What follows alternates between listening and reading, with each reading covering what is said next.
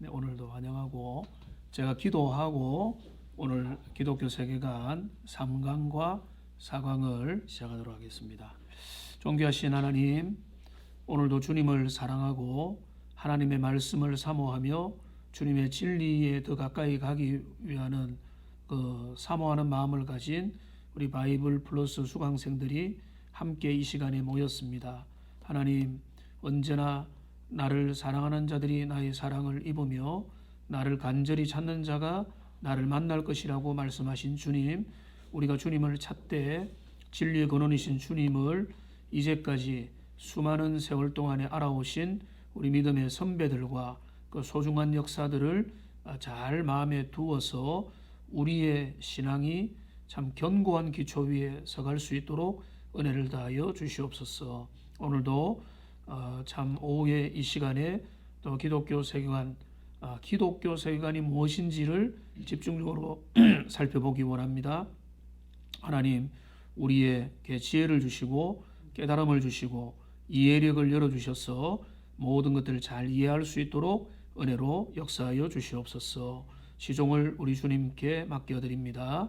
예수님의 이름으로 기도합니다. 아멘. 네, 다들 환영하고 제가 출석을 한번 부르겠습니다. 지난번에 오신 분들 중에 그 과제 제출을 안 하신 분이 한 3분이 있는데요. 혹시나 착오가 있는지 개별적으로 확인하시면 되겠습니다. 김은총 집사님, 네. 어디 계세요? 네네, 반갑습니다. 네네. 김정심 집사님, 예. 네, 우리 영화 김정삼, 삼 집사님. 성함을 바꿔 죄송합니다. 김태경 집사님, 네, 권사님이잖아요. 제가 이름을 작게 적어. 김태경 권사님, 김현숙 사모님, 네, 반갑습니다, 사모님. 김혜정 사모님, 네, 우리 성도님. 박인숙 집사님, 네, 네. 네네, 반갑습니다. 네네. 박지원 집사님, 네. 네, 반갑습니다. 손경아 집사님, 손경아 집사님 못 들어오셨네요. 이순열 집사님, 네, 반갑습니다. 정진영 지금 안 오시고 최일란 집사님, 네, 안녕하세요. 네, 반갑습니다. 네, 이수정님 성도님 안 계시죠?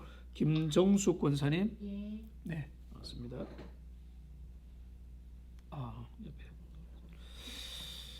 김정숙 권사님 숙제 안 내셨죠? 조금 전에 했어요. 조금 전에. 네. 독방에 안 들어가 있어가지고. 맞습니다. 조금 전에 내셨구나. 알겠습니다. 제가 확인하겠습니다. 저도 좀 전에 났어요.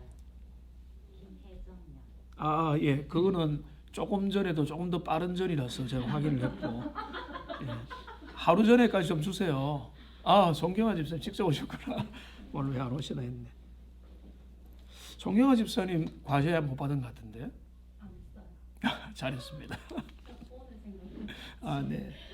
뭐 과제 안 해도 오늘 하면은 다 허락해 주는 거로 하겠습니다. 네. 네, 오늘 만만치 않은 과정인데 그 지난주에 제가 이제 과제를 제출한 거 보니까 그 이제 어떤 분들은 진짜 정리 잘 하셨고요. 제 강의자가 만족할 정도로 핵심을 정리 잘 하셨고, 어떤 분들은 이제 최선의 노력을 다 하셨는데 자기 수준만큼 하시면 됩니다. 이제 제가 말씀드렸잖아요. 성의만 보이면 무조건 그거는 점수를 드린다고. 왜냐하면은 제가 이번에 돌아오는 주일에도 우리 교회 성경 퀴즈 대회를 하는데 성경 문제를 60문제를 다 주는데 그거를 최선을 다하는 데 의미가 있죠. 누가 1등이냐 이런 걸 고르는데 우리는 익숙한데 이제 목회자로서는 많은 사람이 자기의 최선을 다해서 하는 게 훨씬 더 중요하거든요. 근데 여러분들이 좀 이해를 잘 하신 분들, 분명히 기독교 세계관 처음 듣는다고 했는데 강의를 잘 따라오시는 분들도 많으셔서 감사하고, 근데 또 이제 어려움을 느끼는 분들도 계실 수 있는데, 그 이제 간단하게 세계관은 안경이다. 그래서 세계를 바라보는 창이다. 그래서 그 창을 통해서 세상을 바라본다. 근데 이 세계를 보는 우리의 안경이 올바라야 바로 바라볼 수 있는 거죠. 똑바로 보고 싶어요. 이런 게 왜 나옵니까? 내 마음이 비뚤면, 그러니까 그 이제 뭐 눈에는 뭐만 보인다 이런 말처럼 내 마음에 선한 것이 있으면 뭐가 나타날까요? 선한 게 나타나죠. 내 마음에 악한 게 있으면 악한 게 나타나는. 우리의 마음에 성령으로 항상 다스려야 되는데, 그래서 이제 기독교 세계관의 중요성을 지난주에 우리가 나누었고요. 오늘의 과정이 오늘 다 할 수 있기를 바라고, 조금 이제 시간이 모자라면 남겨놓았다가 다음 주에 이어서 이제 나머지 세 번째 과정은 이제 도움은 되겠지만은 그것 좀 몰라도 됩니다. 기독교 세계관의 본질이 무엇인가를 정말로 제대로 알기만 하면 좀 중요합니다. 자, 그래서 기독교 세계관이 무엇인지 그 세계관을 이해를 하는데, 자, 첫 번째로 기독교 세계관의 핵심 요소들이 있습니다. 자, 기독교 세계관의 핵심은 뭐라고요? 성경입니다.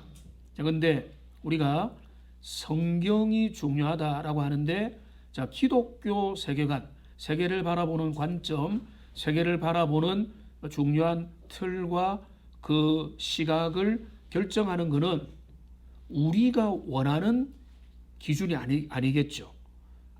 우리는 대구에 사니까, 한국에 사니까, 아시아에 사니까 이런 세계관을 가지자, 이게 아니라 성경을 통해서 기독교 세계관을 형성해 나가는 겁니다. 자, 그래서 성경은, 자, 유비긴의 이 책이 중요한, 이 문장이 중요한데요. 한번 읽어 주십시오. 시작.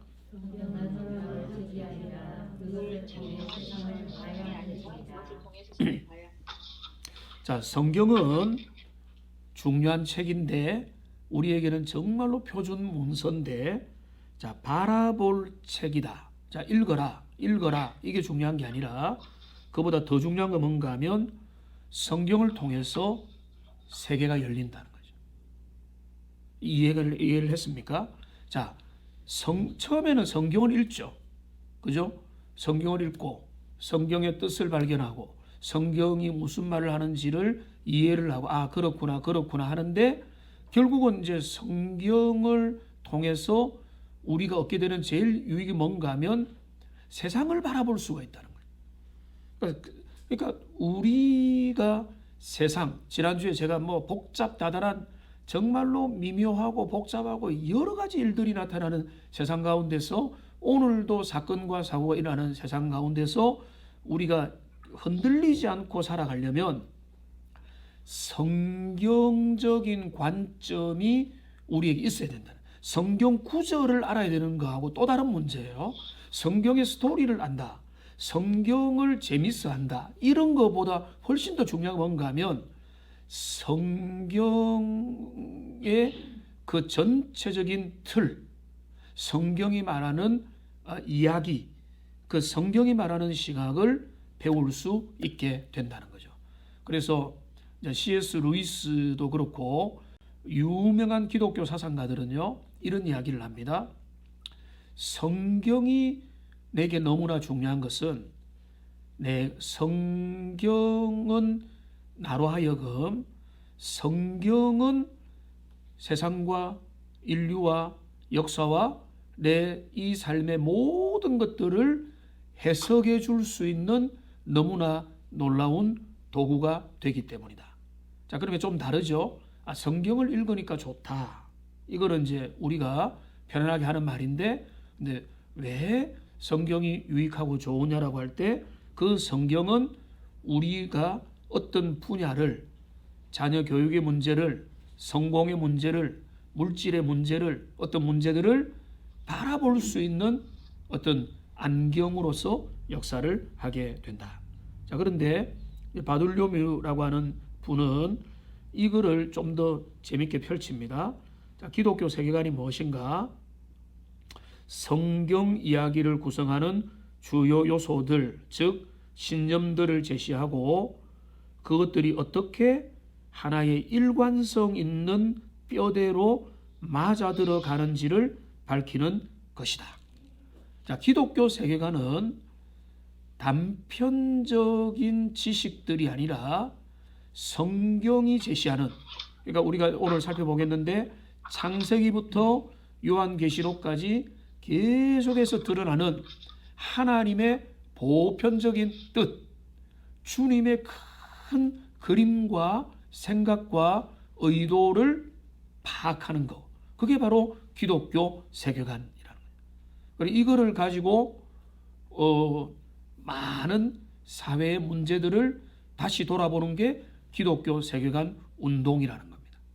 자, 우리가 환경운동을 해야 되느냐 하지 말아야 되느냐, 이렇게 하면은 우리가 뭐 구원받고 하나님 앞에 교회를 섬겨야지 뭐 환경운동 하느냐 이렇게 볼 수 있죠.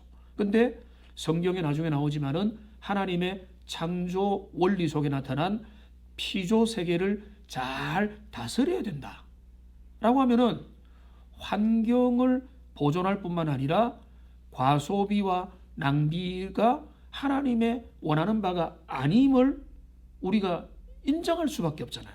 그러니까 환경주의자라서 환경운동을 하는 게 아니고 우리가 이 피조된 세상을 어떻게 잘 관리하고 다스릴 건가라고 하는 관점에서 이제는 환경, 그 다음에 자원 문제 이런 것들도 접하게 되는 거죠.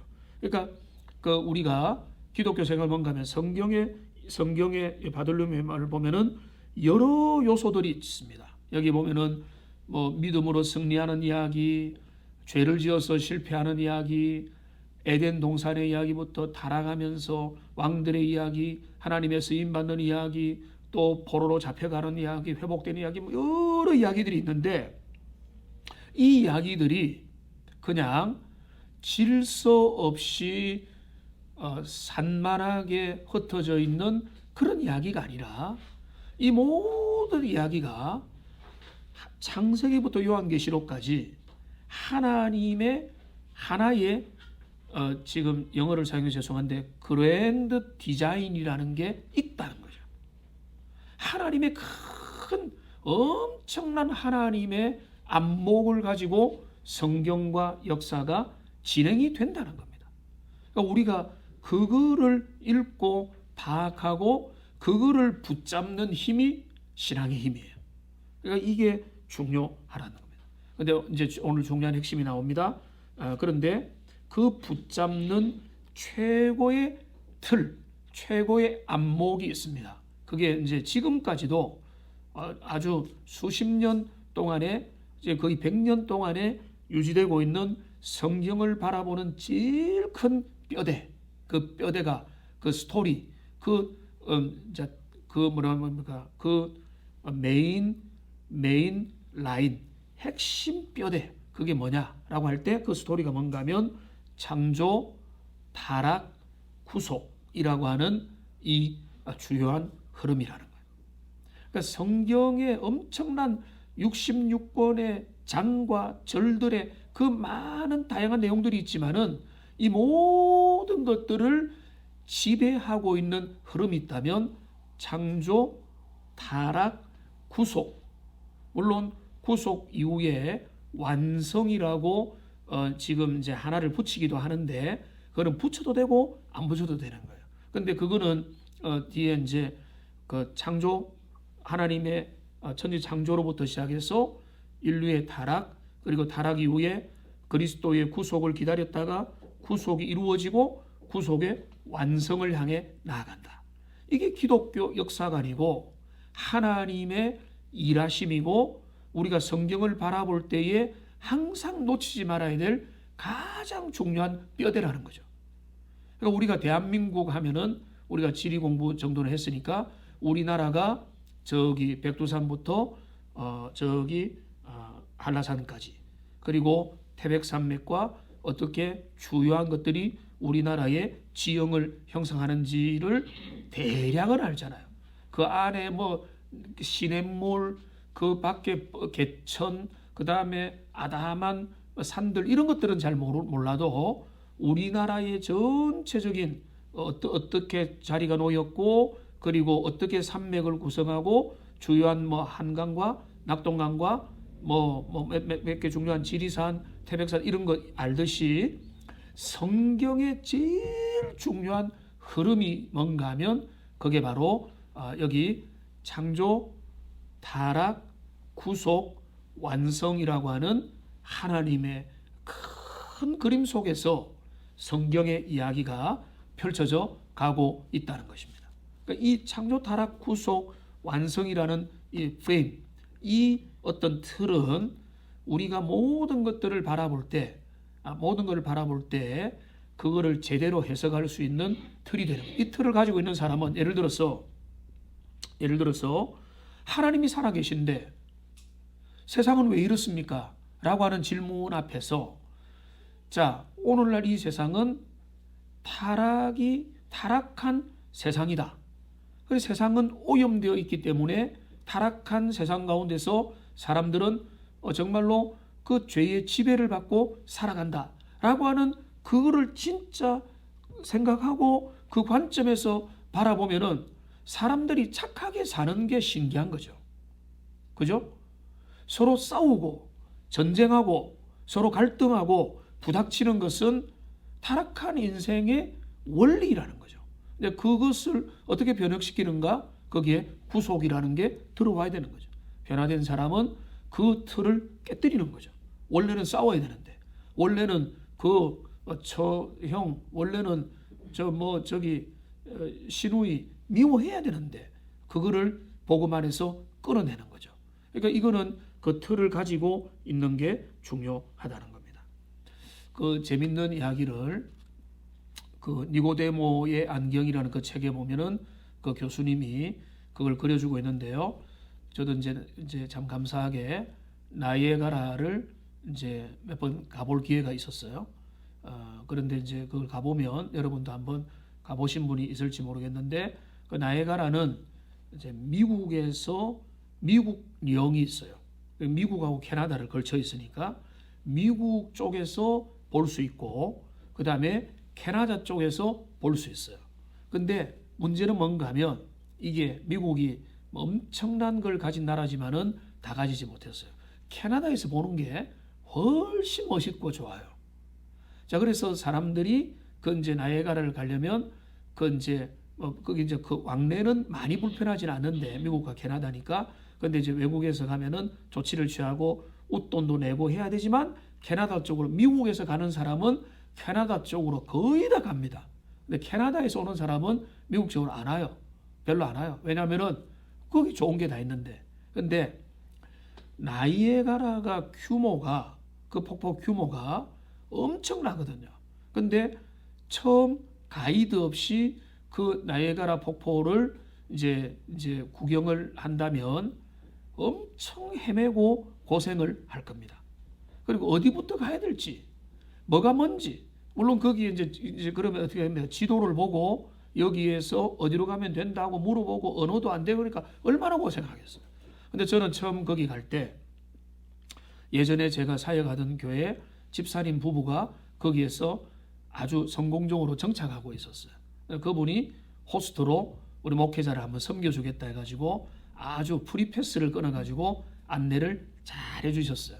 첫 번째 구경을 너무 잘했죠. 근데 이제 그 교수님은 뭐라고 하는가 하면, 이분도 그 근처에서 이제 공부를 좀 하셨는가 봐요.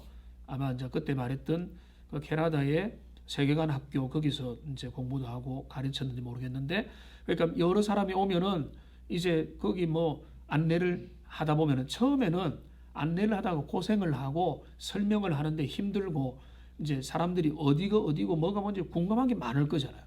그래서 이분이 어떤 걸 했는가 하면, 저도 이제 한 번 딱 가봤는데, 그 캐나다 그쪽에 보면은 높은 전망대 식당이 하나 있어요. 근데 그 전망대 식당은 360도 회전을 합니다. 꽤 비싸요. 근데 한 번도 안 가봤습니다. 거기 이제 360도 회전을 하는데 이 교수님이 이제부터 거기를 본인이 안내를 해야 되는 경우에는 먼저 거기를 데려간다는 거예요. 거기를 딱 데려가면 위에서 365도 돌아가는 그 360도입니까? 360도죠. 요즘 그런 것도 헷갈려. 360도 돌아가는 그 전망대에서 그러니까 밥을 먹고 있으면 돌아가요. 그러니까 쭉 돌아가는 동안에 한 몇 바퀴 돌 수 있도록 이렇게 돼 있는 거예요. 그런데 거기서 뭘 봅니까? 설명을 하는 거죠. 전체가 보이는 거죠.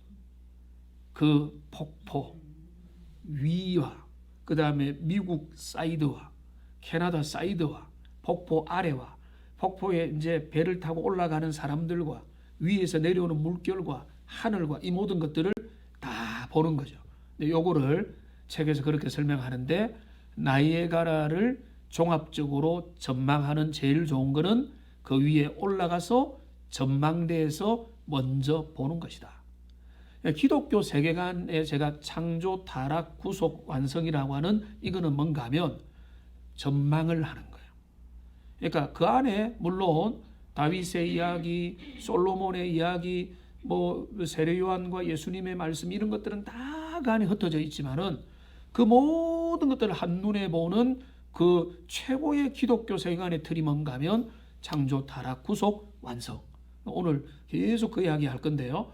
이거를 우리가 쫙 보면 성경의 모든 것들이 어느 자리에 놓였고 왜 여기에 이런 게 있고 저런 게 있느냐라고 하는 것들이 질서정연한 방식으로 성경이 열립니다. 성경이 열리면 세계가 열립니다. 인생을 바라보고 역사를 바라보고 모든 것들을 바라볼 수 있게 되는 겁니다. 자, 그래서 그 밑에 보시면은 하나님의 나라의 임함과 관련된 성경 드라마의 큰 줄거리가 성경에 제시가 된다는 거죠. 그 줄거리가 첫째는 뭔가 하면 하나님이 그리스도 안에서 성령으로 말미암아 세상을 창조하신다. 하나님이 세상을 창조하셨다. 두 번째로 죄가 그 창조 세계를 해치고 변질시키고 방해한다. 왜곡시킨다는 거죠. 나중에 설명합니다. 그 다음에 3번은 하나님이 일하셔서 치유하시고 바로잡으시고 회복시키신다. 자, 이거를 이제 교회에서 설교만 들으면 주로 어떻게 하는가 하면은 예수님 우리를 구원해 주십니다. 우리는 천국 갑니다. 이렇게만 보는데 예수님의 구원은 우리의 영혼의 구원이요 천국 가는 게 맞지만 이거는 뭔가 하면 또 다른 뭔가 하면 창조 질서의 회복이라는 거죠. 그러니까 잃어버렸던 그 이제 놓쳐버리고 멀어졌던 하나님의 나라의 그 왜곡된 것이 회복되어 가는 과정이다. 그게 바로 이제 하나님이 회복하신다. 그 다음에 마침내 하나님이 온 우주를 자신과 화목하게 하신다. 이거는 이제 완성이죠. 최후의 종말의 때에 완성하게 하신다. 자, 이 네 가지 큰 틀을 가지고 우리가 이제 기독교 세계관의 핵심이 뭐냐를 살펴보겠습니다. 먼저 이게 제가 강연을 드릴 때는 좀 진한 게 좀 이제 표시를 좀 했는데 양을 조절한다고 전체를 만들었는데 큰 1번이 창조입니다. 창조. 자, 창조에 대해서는 비교적 익숙하죠. 왜냐하면 여기 오실 분이라면은 성경을 읽을 때 항상 어디부터 읽습니까? 창세기 한 몇 장까지 창세기까지 잘 넘어가잖아요, 그죠? 출애굽기까지도 잘 가고 레위기에서 막히고 나중에 에스겔 가기 전에 시험 들고 막 이렇게 이제 되는데, 근데 이제 우리가 창세기 1장부터 3장까지는 많이 읽으셨을 겁니다. 근데 1장부터 2장, 3장이 정말로 중요합니다.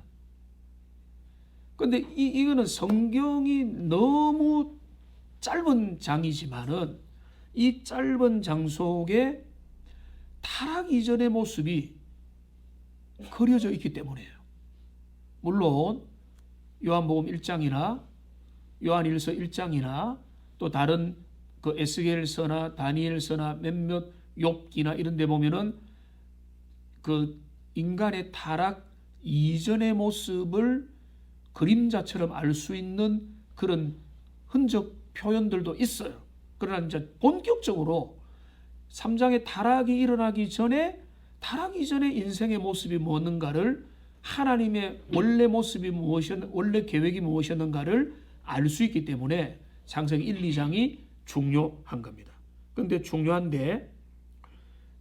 반면에 거의 모든 기독교 이단들은요, 창세기 1, 2장을 가지고 장난을 치고 여기를 과장하고 확대합니다.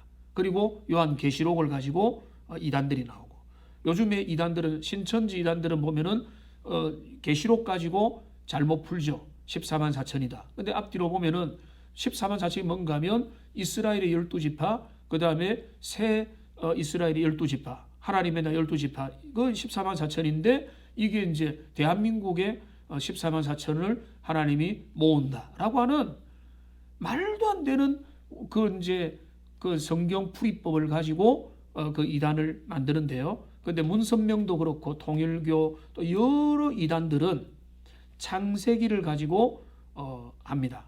참고로 이건 좀 엇나가는 이야기인데, 귀신론 이단들은요 거의 다 창세기 1, 2장을 가지고 그들이 왜곡을 합니다. 그래서 마귀의 탄생 기록이 성경에 없잖아요. 근데 우리가 고민을 하잖아요. 선하신 하나님이 어떻게 마귀를 만들도록, 사탄이 만들어지도록 허용을 했을까? 그러면은 사탄은 언제 등장하는가? 그 뱀이 등장하죠. 3장입니까? 등장하죠. 그러면은 그 사악한 뱀은 누가 어떻게 선하신 하나님의 창조의 세계 가운데 들어와 있는가? 그러면은 우리가 분명히 알 수 있는 건 뭔가 하면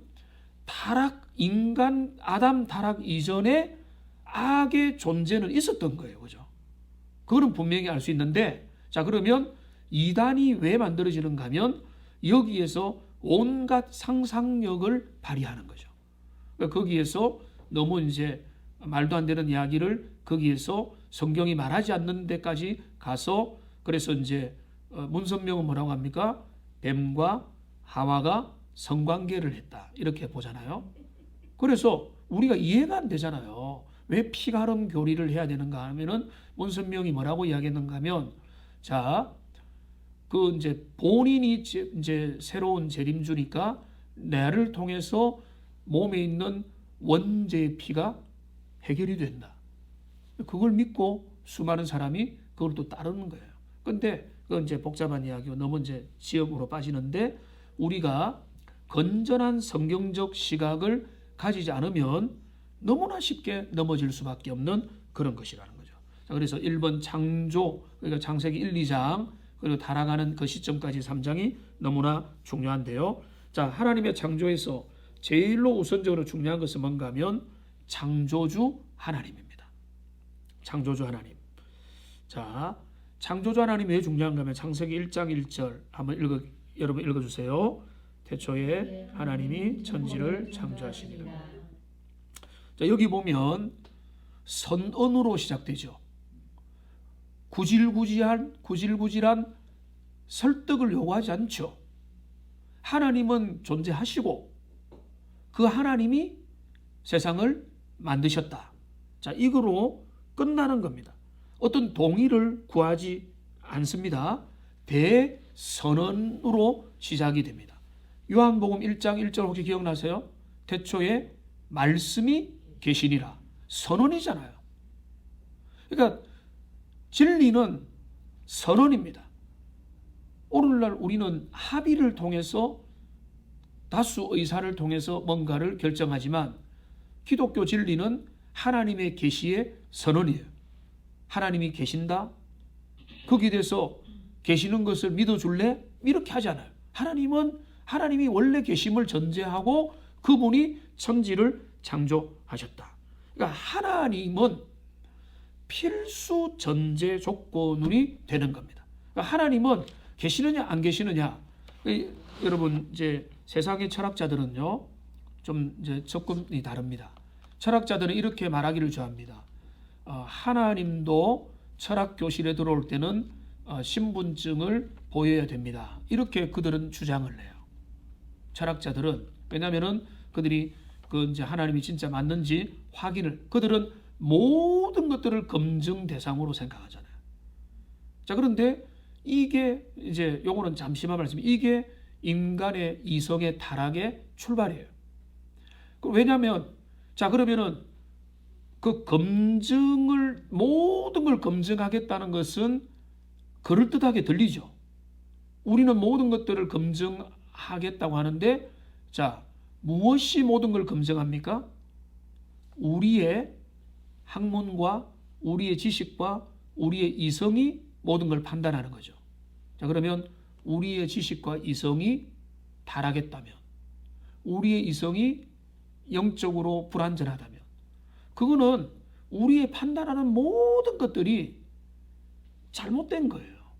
근데 오늘날 우리는 그런 것들에 대해서 너무 용기 있게 우리는 모든 것들을 판단할 수 있다, 이렇게 간다는 거죠.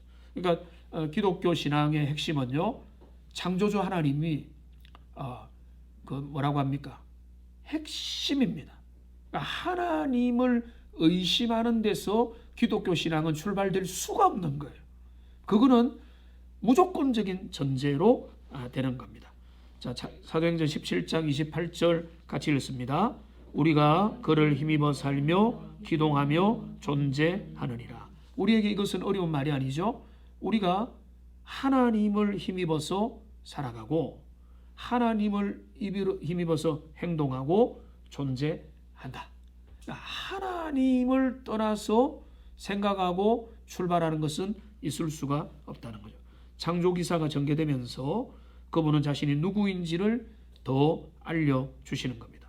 유일한 하나님이시고 시시한 한 부족의 신이 아니라 창조세계 전체의 주권자이며 이교 기사들, 미신에 나오는 변덕스럽고 종종 악한 신들과 달리 비할 나위 없이 독특하고 선하시고 자상하시고 의로우시고 지혜로운 분이시죠.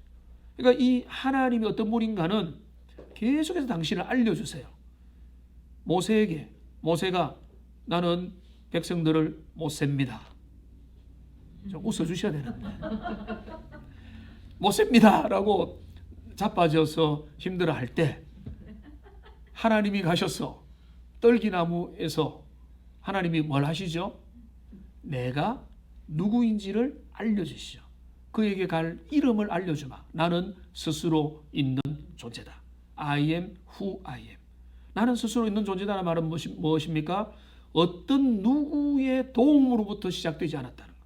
제 같은 경우에는 저희 부모님의 그 도움으로 출발이 됐죠. 내 스스로 있지 않는 거죠. 시계도 누가 만드는 거죠. 노트북도 누가 만드는 거죠. 지금 이런 모든 기능도 그 기술자가 만드는 거죠. 근데 하나님은 스스로 계시는 분이다, 알려주시는 거예요. 근데 또 출애굽기 시내산에 보면은 하나님이 모세에게 나타나면서 당신을 보여주죠. 나는 자비롭고 인자하며 나는 뭐 그렇게 알려주시는. 그러면은 우리가 배우는 하나님이 어떤 분인지. 근데 그 하나님이 창조주이신 하나님이 또 토기장이고 주권자고 자비로운 분이고 또 스스로 존재하는 분이다. 이런 것들을 하나님이 당신이 우리에게 알려주는 거예요. 자, 그러면 자 한번 생각해보면 하나님은 우리가 헤아릴 수 있습니까? 하나님을 헤아릴 수 있어요? 헤아릴 수 없죠. 하나님은 광대하신 분이죠. 그런데 우리는 하나님을 어떻게 알 수 있을까요? 성경을 통해서 알게 되는 거죠. 성경을 통해서 어떻게 알게 되는가 하면 성경이 바로 뭔가 하면 하나님이 당신을 알려주신 거예요. 자, 그러면은 성경의 하나님이 큽니까? 원래 하나님이 큽니까? 원래 하나님이 훨씬 더 크겠죠. 그런데 그 크신 하나님이 우리가 꼭 알아야 될 그 하나님의 모습들을 성경을 통해서 알려주는 거죠. 그것보다 더 알 수 있으려고 할 필요도 없어요. 왜냐하면 성령을 보내주신 하나님 이해하는 것도 성령의 신비한 은혜와 능력도 우리가 지금 제가 볼 때도 한 10%도 이해를 못한 것 같고 10% 뭡니까? 1%밖에 이해 못한 것 같은데 그 성경에 계시된 하나님으로 충분하고 만족해도 되고 그거로 넘쳐 흐른다는 거죠. 이 하나님을 당신이 알려주신다. 근데 이성구 박사님이 이렇게 말합니다. 창조주 하나님은 어떤 존재인가? 제일 중요한 몇 가지 이제 기독교 철학인데, 첫째는 창조 세계 이전부터 스스로 존재하는 자충족적인 하나님. 그러니까 자충족적인 하나님. 제가 어릴 때 지금 KTX가 생기기 전이니까 아주 오래 전입니다. 기차를 타고 가는데, 어릴 때가 아닌가, 신학교 다닐 때 이제 하여튼 오래전에 기차를 타고 가는데 어떤 어른 한 세 사람이 서로 막 재밌는 논쟁을 벌이고 있더라고요. 몸에서 이가 어떻게 생겨나느냐 하면서 뭐라는가 하면, 이 분이 뭐라고 주장하는가 하면은 그냥 생긴다는 거예요. 그냥. 어릴 때 느낄 때 본인이 볼 때는 그냥 생긴다라고 생각을 하는 거죠. 우리가 알고 있죠. 이가 그냥 생깁니까? 절대로 그냥 생기지 않죠. 우리가 어디 뭐 흙을 만지든지 잘못된 것을, 이물질을 접촉하든지 누군가 뭐 다른 옷을 만지든지 했을 때 거기는 어떤 요소가 어디에 흘러 들어와서 알을 까고 해서 이가 나타나는 거죠. 이가 그러니까 눈에 보이지는 않지만 어떤 요소가 우리 안에 와서 알이 왔든지 이 한 마리가 왔든지 해서 그게 생기는 거지, 없는 데서 생길 리가 없는 거잖아요. 그런데 이분들이 진짜라니까, 내가 진짜 아무것도 없는데 생기더라니까, 진짜 생긴다니까 우기면, 자, 누가 이기겠습니까? 자, 목소리 큰 사람이 이기죠. 그리고 옛날에는 과학이 발전하지 않았던 시대에는, 옛날에는 진짜 안 보이니까 그냥 생긴다라고 생각할 수도 있는 거예요. 근데 오늘날 과학이 발전하니까 그런 거를 우리가 믿을 수가 없죠. 어떤 근거가, 원인이 있어야 결과가 나타난다. 근데 하나님은 그런 게 아니라는 거죠. 자, 그러면 원인이 없는 결과가 있습니까? 여러분, 없죠. 원인이 없는 결과는 없죠. 자, 그러면 하나님은 원인이 있습니까? 없습니까? 하나님은 하나님의 존재의 원인이 있습니까? 없습니까? 말해보세요. 괜찮아요. 틀려도 감점 없어요. 뭐라고요? 없어야 말이 되죠. 그죠? 자, 하나님에게는 원인이 없는 분이니까 자충족적인 분이죠. 자, 그런데 모든 건 원인이 있댔잖아요. 자, 그러면은 하나님은 원래 어떻게 존재했느냐를 철학자들이 따지는 거죠. 자, 근데 거기는 답할 수 있습니까? 없습니까? 답할 수가 없는 거예요. 자, 그러면 무신론자들, 진화론자들은 태초에 뭐가 있었다고 믿습니까? 태초에 뭐가 있었다고요? 제일 처음에 뭔가 하면은 물질이 있었다고 보는 거예요. 물질이 있었다. 그래서 알잖아요. 물질에서, 무생물에서 생물로 변화되었다고 말하는 게 무신론자들이잖아요. 그죠? 자, 그러면 우리가 그들에 대한 제일 강력한 비판은 뭡니까? 태초에 물질이 있었다면 이 물질은 어떻게 있었느냐는 거예요. 무슨 말인지 알겠죠? 그러니까 이들의 주장은요, 근원적으로 가면은 더 말이 안 되는 주장이에요. 자, 물질이 처음에 있었다는 게 맞습니까? 신이 있었다는 게 맞습니까? 이게 이제 기독교 신앙을 떠나서도 근본으로 돌아가면은 무신론자는 태초에 원래 물질이 있었다, 이게 되는 거거든요. 근데 물질이 유기질이 되고, 유기질이 어느 급격한 환경 속에 번개치고 이상한 단백질 상태가 돼가지고 생명의 합성이 되고 결국은 생명의 진화 운동이 일어났다. 다 그거를 반대할지라도 그 물질이 어떻게 있었냐는 거예요. 이들은 주장할 수밖에 없는 거 그거밖에 없어요. 뭐죠? 원래부터 있었다가 되는. 자, 그러면 원래부터 물질이 있었다가 합리적입니까? 신이라는 하나님, 자존하시는 분이 뭔가를 만들어내셨다는 게 합리적이라는 말이에요. 그러니까 이 조금만 원리를 생각하는 수많은 철학자들, 왜 지금도 나사에 있는 과학자들과 철학자들이 하나님을 믿느냐? 그거는요, 우리가 뭐 그들이 뭐 수학 공식 이런 문제가 아니라 근원으로 돌아가 볼 때 창조주 하나님을 그 계신다고 인정하는 게 세계를 해석하기가 훨씬 더 좋다는 거예요. 하나님 없이 세상을 해석하면 이해 안 되는 게 훨씬 더 많습니다. 그냥 우연의 산물이에요. 인생은 허무해요. 그냥 굴복하고 의미 없는 조예요. 세상에 의미를 찾을 수가 없는 거예요. 하나님이 안 계시다면. 그냥 살아가는 거죠. 그래서 하나님은 자충족하시고 그 다음에 자기 자신에게 원인이 되시는 분이시다. 그 다음에 하나님은 필연적 존재가 되신다. 뭐 이것까지는 참고하시면 되겠습니다. 자, 그래서 우리 하나님은 창조자 하나님은 또 그 다음에 유먼의 글을 읽어볼게요. 그분은 자신이 지으신 피조물의 주권자로서 피조물 가운데서 활동하시면서도 피조물과 독립하여 계신다. 자, 주권자로서 피조물 가운데 활동하시면서도 독립하여 계신다. 만물이 그분의 손안에 있고 모든 사건의 목적과 모든 행위의 기준이 그분께 있다. 그래서 그분은 학술서적에 나오는 모든 특정한 학문의 주제와도 각별한 관계가 있으시다라고 믿는 게 기독교 세계관 운동이에요. 그러니까 기독교 세계관 학문 동력 운동이 있거든요. 그래서 경제, 철학, 문학, 예술, 뭐 음악, 과학, 그 미술 모든 학문의 영역에도 하나님 중심으로 나가는 거죠. 그분은 그칠 줄 모르는 놀라운 에너지로 창조 세계 모든 역사, 자연의 체질, 세상의 방향, 사회의 기원, 열방의 운명, 인간 지성의 활동과 관계하신다. 저는 이제 그 클래식 이제 송경화 집사님은 피아노를 잘 치시니까 클래식을 좋아하세요? 그럴 줄 알았다고 해야 되나 몰랐다고 해야 되나. 나도 클래식을 그렇게 즐기는 편은 아니에요. 근데 한 번씩 클래식을 오늘도 조금 이렇게 유튜브로 들으면서 왔는데 뭐 첼로나 하여튼 뭐 이렇게 클래식 막 이 클래식의 음악이 한 번씩 참 감동을 주는데요.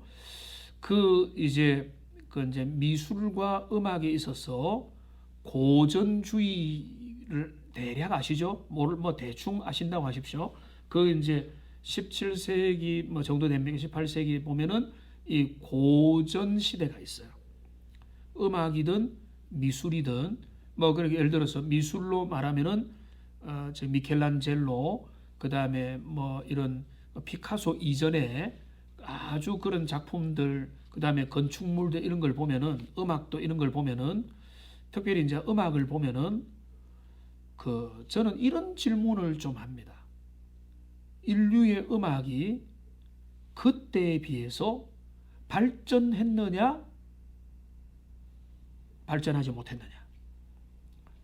베토벤의 제가 좋아하는 거 몇 개 있거든요. 피아노 협주곡 넘버 5인가 이런 것들은 정말 좋아요. 제가 클래식을 몰라도 그런 것들은 정말 좋아하는데 뭐 베토벤이나 모차르트나 쇼팽이나 이런 어떤 그 당시에 나왔던 음악들의 그 어떤 안정감, 그 다음에 그 완성도, 그 고전의 그 모든 것들은 오늘날에 막 여러 가지 뭐 기교를 부리고 뭐 또 포스트 모더니즘에 발전해가는 게 나름대로 그들은 의미를 찾지만은 그때의 그 견고하고 완성도 있는 음악과 미술과 건축물, 특별히 유럽이 되겠죠. 그런 것들에 비해서 오늘날 우리 사회는 발전하고 있는 건지 해체되고 있는 건지 우리가 물어봐야 돼요.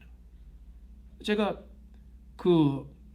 몇 년 전에 터키의 에베소 교회를 에베소 지역을 우리 노예 목사님들과 다녀왔습니다. 여러분 교회 노예나 교회에서 목회자들 그런 기회가 있으면은 여러분들이 열심히 노력해서 목회자들 보내주십시오. 제가 에베소를 다녀오니까 에베소서뿐만 아니라 에베소를 보니까 그 성경의 도시가 열리는 거예요. 근데 진짜 깜짝 놀란 게 에베소의 도서관이 원래 유명하거든요. 근데 에베소 그 지역이 오늘날 우리 대한민국의 웬만한 도시보다 훨씬 더 장엄하게 지어져 있어요. 고대 도시입니다.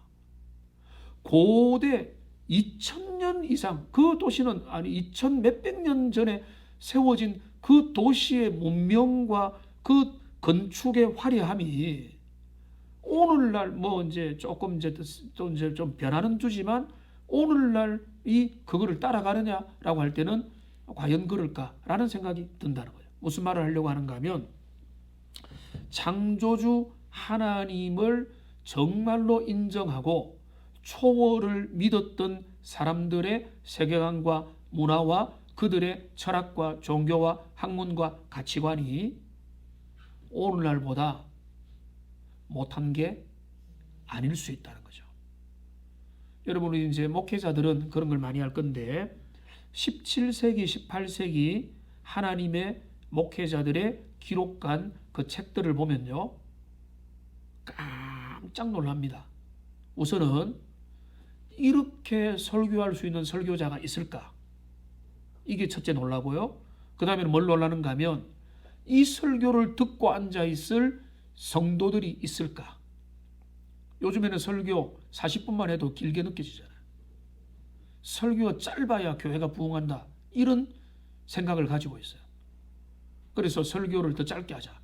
25분, 뭐 15분 주일 설교. 그래야 안 졸리고. 그게 이제 바꾸어 말하면 뭔가 하면은 요즘 우리는 책도 읽기 싫어하고 요즘 우리는 지성을 생각하는 그리스도인이라고 지난주에 말씀드렸는데 생각하는 거를 게을리하는 거죠. 그러니까 점점 지성이 타락하고 있는 것이죠. 그러니까 지금 그 이제 오늘날 우리 시대가 과연 정말로 아름답게 잘 발전한 세상인지 아니면은 모든 자유를 누리면서도 엉망진창이 된 세상인지를 성경을 통해서 다시 바라볼 수 있어야 된다는 것입니다. 에베소서 4장을 보시면은 그 이제 4장과 에베소서 1장을 보면은 이렇게 말합니다. 하나님이 4장에 보면은 만유의 아버지가 되신다라고 이야기했어요. 만유의 아버지. 여기 우리 하나님이 이제 만유의 아버지가 되신다. 자, 만유는 이제 만물입니다. 만물. 만물은 그냥 영어로는 그냥 all이에요. all. 이제 만유의 아버지가 되신다라고 말하면서 뭐라고 이야기하는가 하면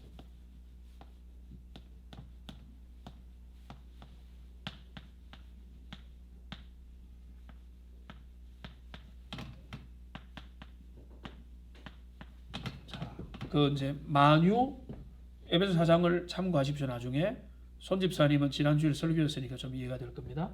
만유 위에 계시고 그 다음에 만유 안에 계시고 그 다음에 만유를 통일하신다라고 했는데 만유에 이제 들어오니까 과정, 단계, 만유의 모든 과정과 단계들 가운데 개입하신다.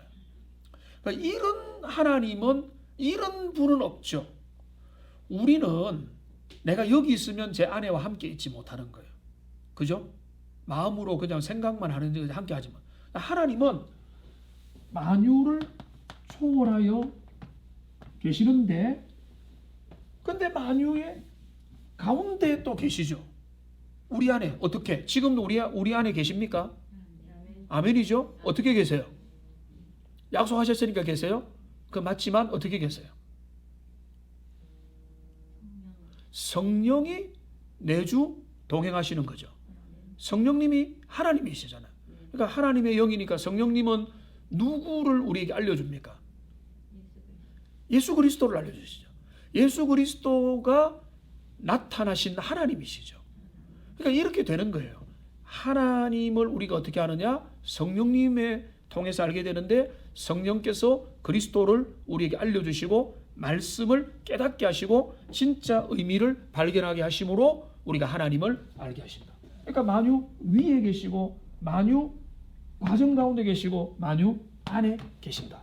이게 바로 만유의 아버지 하나님이라는 개념이라는 거죠. 그러니까 창조주 하나님, 선하신 하나님, 지금도 우리 가운데 여전히 창조주로 역사하심을 신뢰하는 것이 기독교 세계관의 핵심입니다. 그러니까 역사의 주인공이 하나님이시라. 인류의 역사, 이 온 지구와 우주와 인류의 모든 역사를 진행해 가시는 하나님. 그러니까 하나님이 이제 하나님을 이제 그 영화 제작에 있어서 위치는 뭔가면 한마디로 말하면 감독. 하나님이 감독자가 되시는 거예요. 그래서 모든 연출을 총 연출을 해서 그 모든 일들이 무대 위에 올라가질 수 있도록 그러니까 하나님의 연출된 무대 스케일이 얼마나 커요. 하나님이 온 지구와 온 우주를 하나님의 무대로 삼으신다라고 하는 것입니다. 이게 기독교 세계관의 핵심이고요.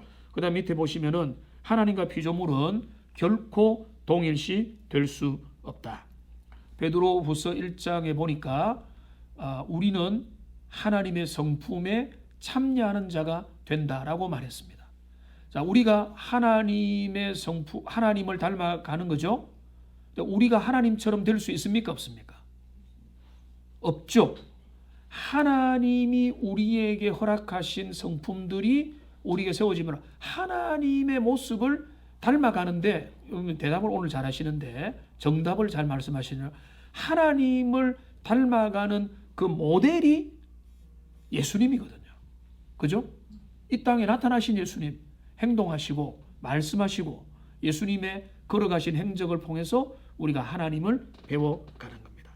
하나님은 모든 피조물을 무에서 자유로이 불러내신다. 그러니까 천지 창조 핵심이 뭔가 하면 무에서 만드신 거죠. 하나님 세상을 어떻게 창조하셨죠? 말씀으로 창조하셨죠. 자, 근데 자꾸 오늘 격가지로 가는데 말씀으로 창조할 때 말씀이 뭐죠? 하나님이니까 누굽니까? 예수님. 잘 아시네요. 그러니까 요한 복음에도 나오고 요한 1서에도 나오는데 하나님이 말씀으로 세상을 창조했다는 말을 하나님이 입을 열어서 세상을 창조했다는 말씀도 틀린 게 아닌데 더 정확한 의미는 뭔가 하면 하나님이 그리스도 예수와 동력해서 성령께서 수면에 운행하셨잖아요. 삼위일체 하나님이 역사하여서 만들어 천지를 창조하신 거다. 자, 이렇게 우리가 붙잡으면 되겠습니다. 네, 우리가 그 2시에 다시 시작하도록 하겠습니다. 잠시 쉬었다가 진행하겠습니다.